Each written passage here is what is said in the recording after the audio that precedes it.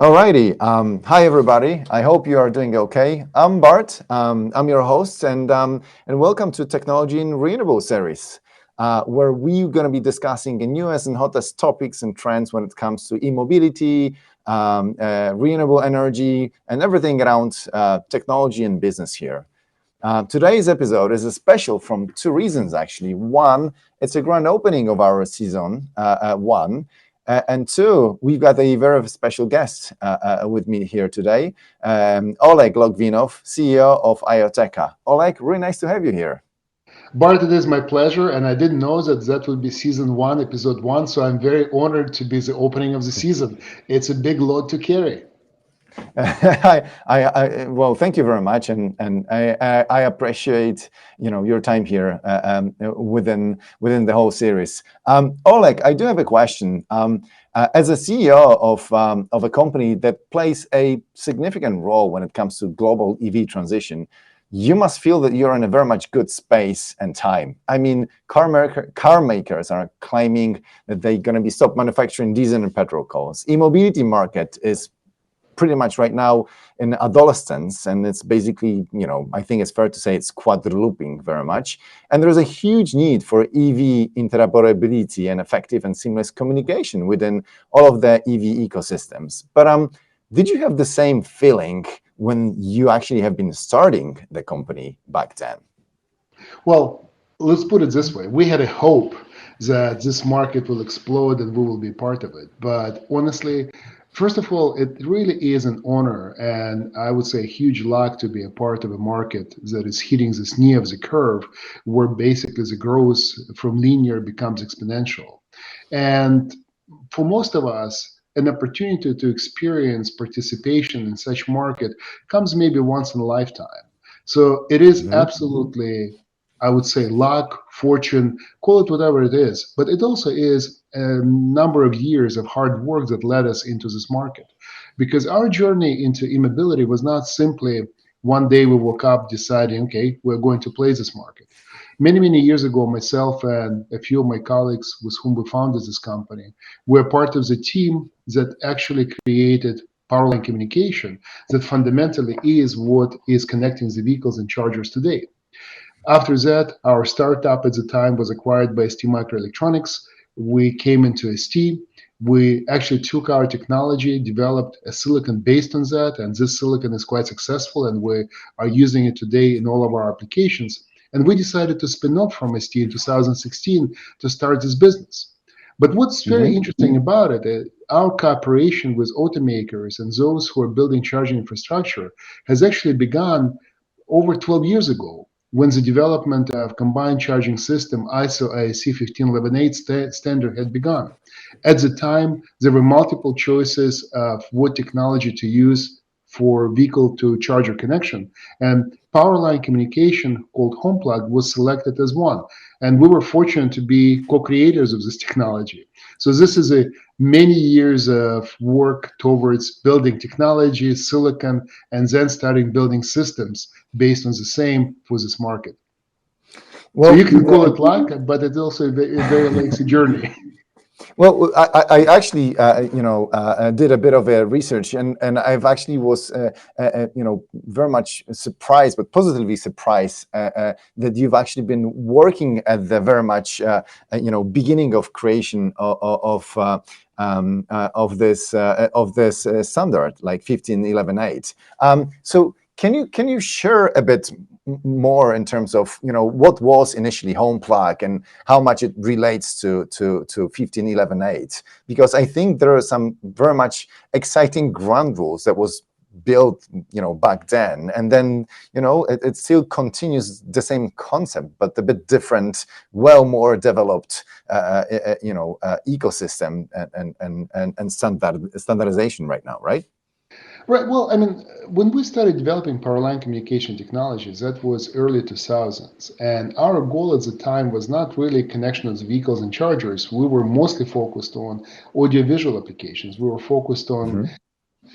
distributing audio, video content around the house. I mean, basically, internet radio at the time was what we were thinking about, right?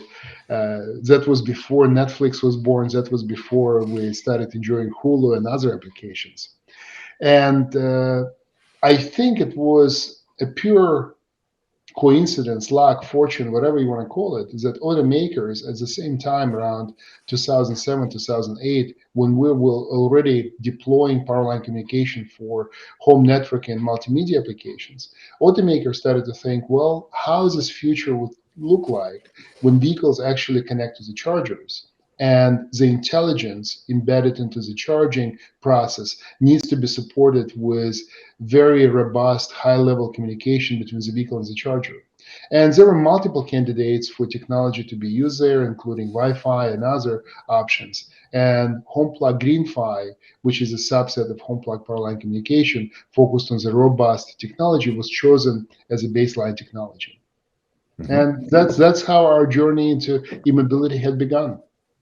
So right now, you've got a very much interesting background that basically shows the whole, ecosystem of Ioteka. But you got Powerline technology, chips, charging solutions. So what's the offering? Can you tell us more in terms of, so what do you guys do? Well, maybe let me share with you my personal background, because that will help to set the stage for why we designed our products and services the way we did. So interestingly enough, by education, I'm actually a power engineer. I started my career many years ago at Technical University of Ukraine, Igor Sikorsky University, as it's called right now, focused on research in the area of controlling power grids and power distribution. When I came to US, my journey brought me into telecom arena, and I started doing telecom applications, optical switches, DSL switches, and so forth. But one unifying for kind of underlying component of either energy industry or telecommunication industry, it's manageability of the network. It's a high degree of visibility into how network and all of the assets on this network operate. Because without it, reliable operation is not possible. So when we started getting into the market of electric vehicle charging, one thing that was very apparent from us, and that was still while we were at ST helping our customers to build their products, we realized immediately that we have a collision of multiple ecosystems here. They need to fuse, and this fusion point is charging infrastructure. So if you think about charging infrastructure, on one hand, it belongs to the energy industry, right? Because it conveys power. But it also belongs to the automotive transportation industry because it serves the vehicles. It also serves the consumer, so it's a consumer device to some degree. And it is a part of a very large network that needs to be not maybe controlled, but orchestrated. So it is very much similar to a telecommunication device.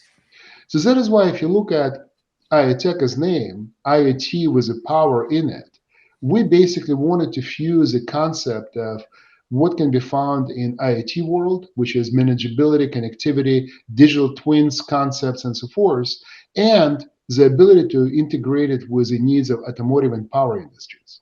So what we realized very early on was that there was a gap, there was a white spot.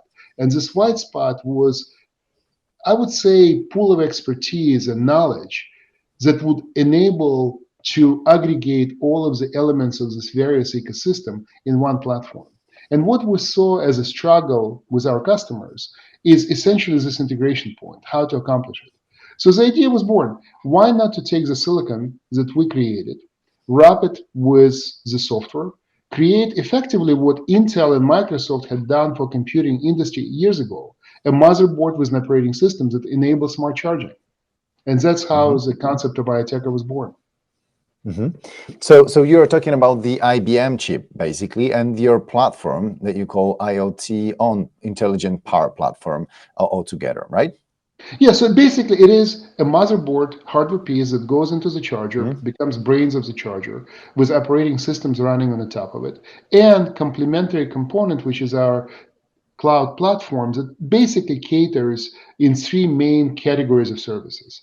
It is IoT device management, including remote troubleshooting, predictive maintenance, firmware updates, all of the things that are typical for IoT and telecom devices. Then energy management, because integration with a grid, whether it's a grid of a home, grid of the office, grid of the facility where fleet charging takes place, or grid on a large scale. Like as an example, school buses that are sleeping during the daytime that can actually give power back to the grid. That's the second category of services. And as the last but not least is value-added services, such as an example, automation of the charging process using ISO AC 15118 plug-in charge, advertisement services, consumer interaction services, and others. So that's what we build our platform for. So we build our platform. We're not a brand. We're not supplying to the end consumer, but we build our platform to enable our customers to build their products and services in a very short period of time and with much lesser effort, and most importantly, a very predictable positive outcome, because what we have built already interoperates with a ton of cars out there. We spend a lot of time and effort testing this interoperability, improving it year over year, months over months, day over day, and that's a benefit to our customers. Oleg, you mentioned technology called plug and charge, and Yes. definitely I know that this is also part of the ISO 15118 standardization. I know that you made a great partnership with Hubject. I think it was 2020. I saw the interviews and all of the event that you guys did together while showing how easy it is to charge a car with the plug and charge technology. Can you elaborate more a bit? What is plug and charge, and what happens actually behind the scene? Well, plug and charge, it's a very simple concept, but it's also a very powerful concept at the same time. The whole purpose and focus of plug and charge is to automate authentication process. So once you plug the vehicle into the charger or vice versa, there is a link, communication links that are established between the two of them using this Powerline communication called home plug that we talked about before. Well, if we have a data link, why not to make the car already identifiable through essentially a security certificate? So we as consumers, once this connection at the electrical level is done, don't have to think about anything. In other words, once this vehicle connects, it's the same basically as when your browser connects to internet. You connect to the service and you already are authenticated because there is a security certificate in your computer. Actually, multitude of them, depending on services. So the same concept. So we can just plug in, and all of a sudden you have a very secure communication channel with a back office and root CA provided by Hubject as an example, or other providers, that can enable you to authenticate transactions in safety and security. So imagine it's cold outside, it's sleeting rain, you're standing in front of the charging station, you plug the cable, you don't have to worry about pulling your wallet out, you don't have to worry about trying to do something on your phone with your frozen fingers. It's done. It's automated. So it simplifies and secures basically how drivers are charging their cars. How mature is this technology? Can you share a little bit more? The level of, I don't know, global rollouts, like where the mostly it is used, and basically like how people can enable this company, this technology to be, implemented in their solutions. Well, you already probably have seen announcements from multiple service providers that they essentially commercially offer this technology. So, you saw the demonstration at ICNC that we did with Porsche as an example, and Hubject. There is an announcement in US from Electrify America that plug-in charge is supported by Porsche, Mach-E, Ford, Lucid Air, and it's commercially available on the Electrify America network. You probably had seen the announcement from VW Group that Volkswagen ID4 later this year will get firmware update that will enable plug-in charge on massive scale. So this is all about convenience to the consumer. But you know what? If you think about a little bit forward and you start thinking about commercial applications, what plug and charge really means, it's an automation of charging process. So if I'm looking from the point of view of fleet, right, and I need to take into account what I need to do to manage my assets, manage energy distribution among the assets, have very precise accounting of energy delivered, plug and charge essentially eliminates human error out of this picture. because the process of accounting is completely automated. You plug the vehicle, identification of the vehicle is made without human interaction, and now you can basically count electrons delivered to the vehicle or from the vehicle. If All you right. think a little bit more forward, automated charging, right? Today we have a lot of discussions about, as an example, robotic arms, plugging connectors into the vehicles, or undercarriage or above carriage type of applications. Combined with plug and charge, now we completely have taken human error out of the way, and charging process becomes completely automated. So when we think forward about autonomous driving, autonomous fleet vehicles, autonomous cargo delivery, or autonomous ride-sharing type of applications, plug and charge becomes a very important, actually enabling component of this ecosystem. Thank you for that, Oleg. One extra thing that I just really wanted to ask you, that is actually the part of the standardization 15.11.8, is also a concept of the car also interfacing with electricity grid, where basically EV car can also charge and also be discharged, and potentially could operate at the scale that basically eclipses the current and projected stationary storage market as well. Yes. We are talking about EV2G concept. And there is a lot of buzz around this topic. Can you tell, why this concept seems to be very interesting? And also there is a buzz that, everybody are talking about this concept, but nobody has seen it yet in a full, commercial deployment at the effectiveness of the scale.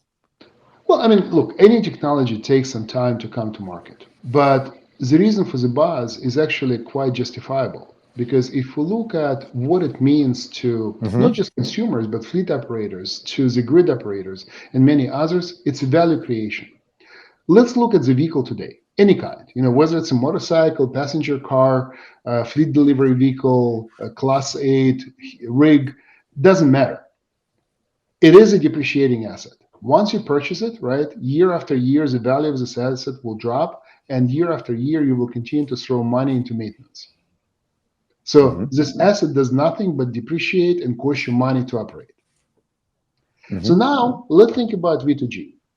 I would like to go back to the demonstrations that we did with Lucid probably about 3 years ago, when we demonstrated that the vehicles that simply parks at the office between 8 and 6 p.m., normal working hours, can generate over $5,400 a year simply by mitigating demand charges and using energy arbitrage.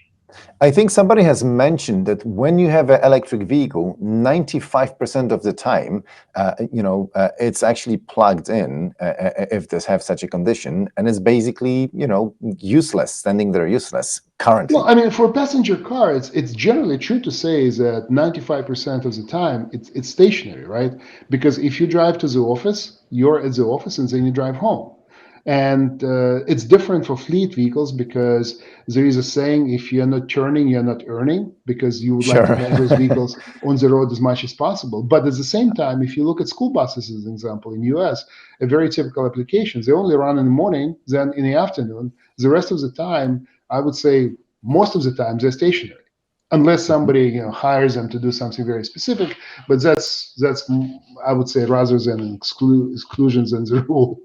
So yes, absolutely. You have an opportunity to have this large battery connected to the facility, and $5,400 based on real utility rate in a real facility in New York, California.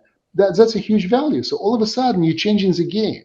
You took an asset that traditionally is depreciating and costing you money, and you turn it into the asset that actually earns money, creates value. So that's why I think there is so much excitement.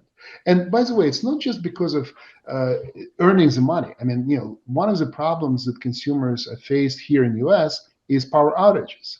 It's kind of crazy to think about it, but if you look at what's happening in California, and by the way, the same is happening in New Jersey, I have a backup generator on my house, because when it is a storm or hurricane, the power goes off, and it happens more often than I would like to think, frankly speaking. So if you think about a typical gas power generator, what does it cost to install? So if you're looking for a 20 kilowatt generator, it will cost you roughly $20,000 with the installation cost and hardware cost.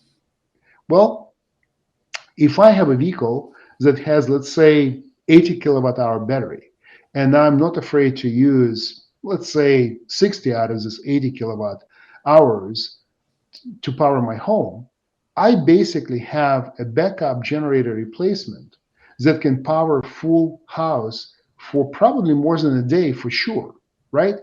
Sure. And the connection cost is only maybe a few $1,000s.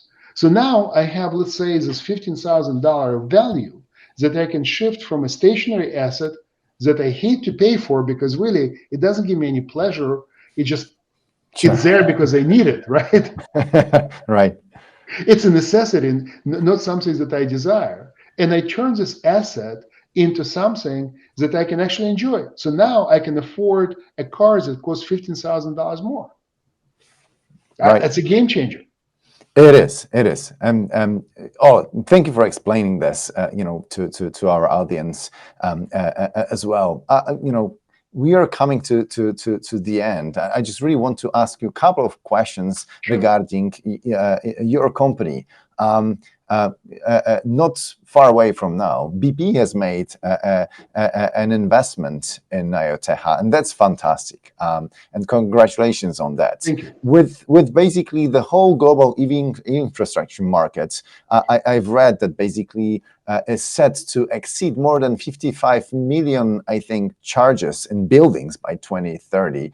What's the plan, behind this investment? Like, I assume that BP wants somehow to integrate your solution with their product line and meet their sustainability goals. Can you share something more, around the excitement that is happening within this area?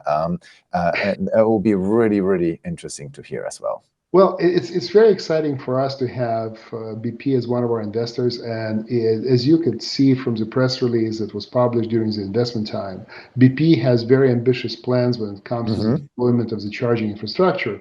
And in fact, all of the announcements that you see from companies like BP, you see a lot of excitement about charging infrastructure as basically the new frontier of energy distribution for them, an energy play for them.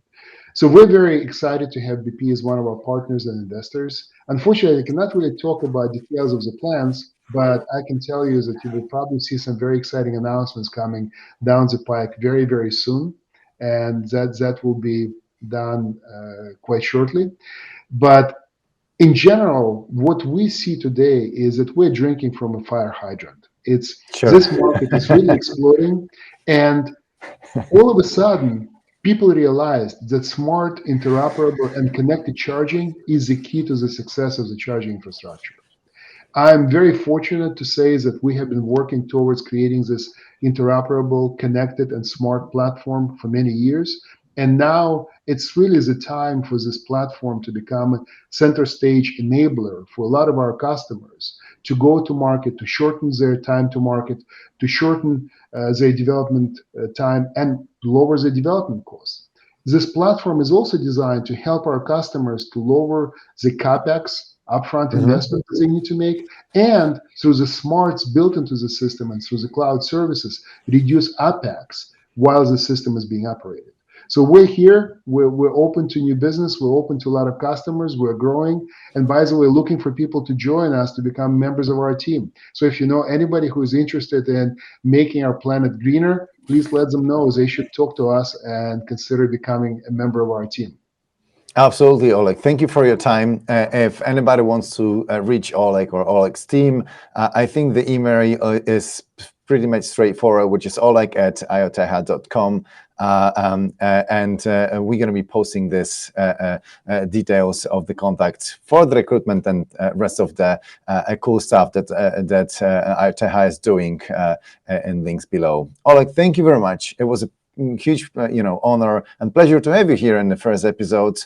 And I'm very much excited to hear more and see what you guys going to be announcing with the partnership of BP, but not only around the space. And let's make the world and transportation greener. That's for sure. We are all excited about it. Thank you very much. Thank you, Bart. It was my pleasure and honor, and good luck with your series. I'm sure that your listeners and viewers will find it very, very interesting. All right. Thank you very much, and speak to you soon. Have a good one. You too. Take care. Bye-bye.